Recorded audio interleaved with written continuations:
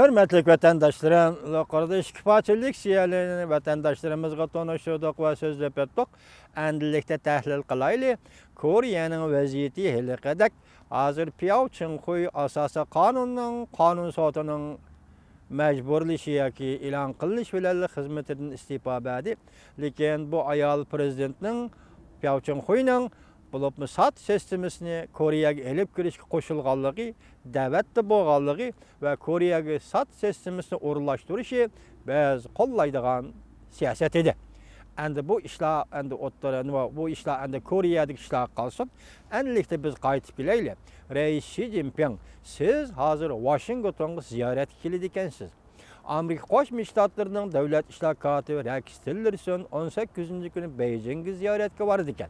Bu ziyaret belki fırsat. Siz için yaratıp bergen fırsat. Belki siz hem Washington'a keliştimi şundak görüşüş. Prezident Trump bilen yukarıdaki sohbet ötküzüştün özümü bir fırsat. Yukarıda aytib Daniel Russell efendi hazır Amerika bilen Cungu oturası intayın zor derece sohbet ketivatıdı. Beijing bu sohbeti elip berivatıdı değil. Yani şundaklı yukarıda Daniel Russell şundak görsetken ki hazır neme deydi?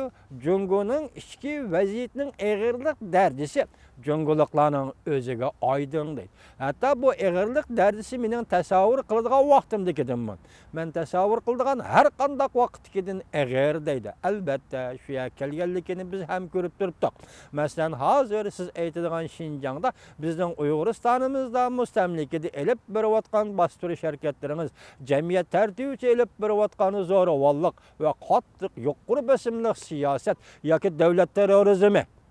Şu derece götürüşke bulungan derece elip birivatkan kattık siyasetinizden şunu görüp yettik ki siz hakikaten devlet içinde eğer bir ahvalga duş geldiniz. Endilikte nemi deydi? Daniel Russell kımmetlik deydi. Nemi deydi? Entayının negizlik deydi. Yani nemi deydi? Vakit az kaldı deydi. Kımmetlik, muşakkatlik, lekin negizlik. Saat elip berişten kımmetlik vakti az kaldı. Muşakkatlik, lekin negizlik. Cungu'da islahat elip berişten kımmetlik vakti az kaldı.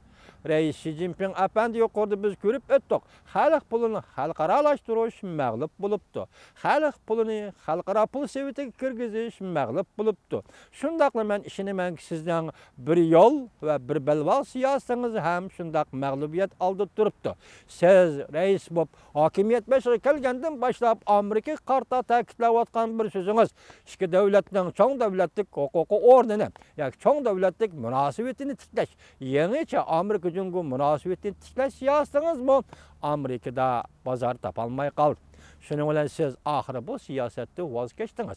Bunundaki en mühim mesele örken ki leksiyaga bu elinmaptı. En mühim mesele siz şu vakitte Cungu'nun canıcan menfaatini Amerika Qo'shma Shtatlarının hürmet kılışını talep kıldınız.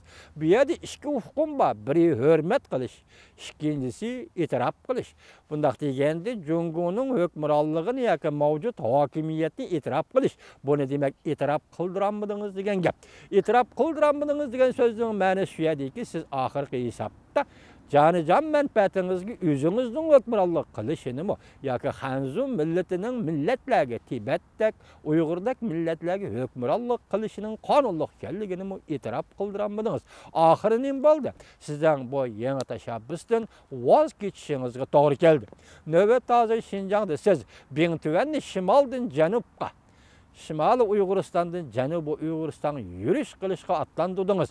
Bunun akıbeti kan töküşke elip bardıgan işmi veya ki başka bir tehdit var mı? Bunu düşüngede olmaydı Reis Xi Jinping. Siz hazır nemi dediniz? Başta nemi dedik? Bu makalda nemi değildi? Kımmetlik vakit az kaldı. Negizlik saat elip bardıgan kımmetlik vakit az kaldı. Bu vakitin çıngıstın hürmetlik Reis Xi Jinping. Bu vakitte çıng tutun. Bu yerde biz fakat işki qalaymaganchilik chiqmaslik ostida Tibet meselesini hal qilishini talab qilamiz sizdan, Uyg'ur meselesini hal qilishini talab qilamiz sizdan. Chunki bu davlatlar hozir bu millatlar sizdan hukmronligingizni turibdi. Buni hal qilishingizni. Bu yerdagi negizlik iqtisodiy islohot emas, o tugudi. Hozir iqtisodiy islohotni elib bordingiz oxirgi chekka yetdi. Bugungi kunda Tibetning kan boyliklarini bulang-talang qilish, Uyg'urning ya'ni Xinjiangning kan boyliklarini bulang-talang qilish qilib o'tdingiz. Bu iqtisodning yuzlanishi bo'lib qoldi. Shunga Xinjiangda hozir vaziyatni keskinlashtirdingiz.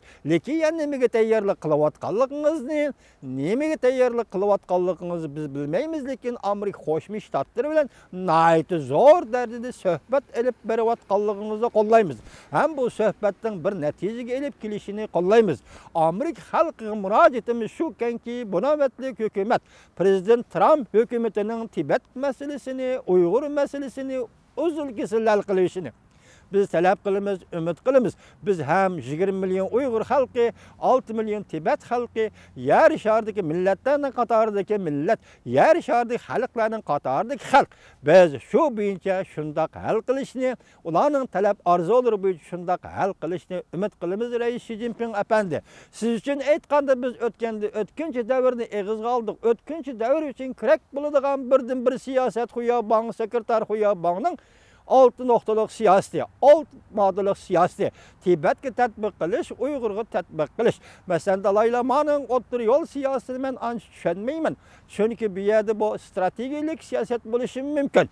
Konkret aldı, taktikalik aldı, nima ekanligini bilgili bo'lmaydi, hurmatli Xi Jinping Rais Xi Jinping apand. Siz faqat sekretar, Jungo'nun sekretari nega varmiz? Boshqa yerga nega varmiz? Siyaset o'zingizning qo'lida tursa, Xuyabong Jungo Kompartiyasining sekretari, 6 maddelik siyaseti Tibet'e 6 maddelik siyaseti Xinjiang'a tatbik qildi. O'ttir mezgillik o'tkinchi davr uchun bu siyaset intayin mos keldi Rais Xi Jinping apandi. Rais Xi Jinping apandi. Demek siz hozir shundoq bir vaziyat turibsizki, negizlik islohot elib berish. Mushkulatlik yoki mushkul lekin negizlik islohot elib berishdan qimmatlik vaqti oz qolgan bir payt turibsiz. Esingizda bosiz bilasiz, Shanxay inqilobi davrida qirg'inchilik kirib ketdi Jungo jamiyati. Madaniyat inqilobi davrida qirg'inchilik kirib ketdi Jungo jamiyati bundoq emas. Jungoliklar ham bu yo'lni tanlab olmaydi. Tibetlar, Uyg'urlar ham bu yo'lni tanlab olmaydi. Hech yo'l o'lar. Biz o'tganda bir qancha qatam sizning asosiy qonunni o'zgartirishingizni, asosiy qonunga referendum degan shunday bir moddani kirgizishingizni talab qilgan edik. Lekin bu biz xato so'z debdik. Masalan, Uyg'urning Jungoning asosiy qonuni bilan nima aloqasi bor? Mesela Uyg'urning Jungoda asosiy qonunni o'zgartirish va uning referendumni qistab kirgizish bilan nima aloqasi bor? Tibet'nin hem şundak. Bu kanun bilen Uygur'un nimalar? Uygur hiç kaçan asası kanunu itiraf kılıp bakkan emas ve kollap bakkan emas. Çin kalbidi. Çünkü Uygur asası kanunu tüzüş katnaşmagan iken, çünkü Uygur asası kanunu makullaş katnaşmagan iken, Uygur'un siz devatkan asası kanunga raya kılış ve onu hürmet kılış hukuku yok. Hukuku mu olmaydı? Şunu biz bir yerde neymi deyimiz hürmetli Xi Jinping, Rais Xi Jinping efendi, manın qarab durun. Siz özünüz imza koygan, Birleşken Devletler Teşkilatı'nı özünüz imza koygan. İmza koymuşsunuz, bir Xatarlik Komitetideki 5 devletin birisi bulanmaysınız. Bu imza koyganlığınızı Jungo'da yoşurup geldiniz fuqaralardan ve Uygur Tibetlerden mi hem yoşurup geldiniz. Bu imza koygan kanunlarının qatarıdır ki, ma kanun qarab bakaylı. Milletin öz təqdirini özü belgileş hukuku. Tabii baylıklara ilgilik hukuk yürgüzüş ve terakkiyat hukuku. Birleşken Devletler Teşkilatı umumi yığınının halklar ve milletlerinin öz takdirini özü belgileş doğrusundaki kararı. 1952 yılı 12. ayının 16. günü umumi yığında makullangan. Kiriş sözü de mındak deyilgen. Halklar ve milletlerinin avval öz takdirini özleri belgileş hukuku buluduğanlığını. Andın barlıq negizlik kişilik hukuktan bəhrmən buluş hukukuga kapalat qılgılı boluduğanlığını tekşürüp görüp, milletinin öz takdirini özü belgileş hukukunu yolga koyuşu, milletinin arzusu, en yaxşısı Birleşken Devletler Teşkilatı'nın riyasetçiliği aslında umumi halk bilet taşlaş, referendum ve başka demokratik usullar arkalık belgilenidir. Demek biz sizin Cungo'nun asas kanunu işletmegende ve halkara kanun varken siz itiraf kıygan kanun, mana muşu kanun boyu Tibet meselesi, Uygur meselesi hal kılsınız da boldu. Hiç yolu öyle hal kılış. Bu naiti yaxşı fırsat.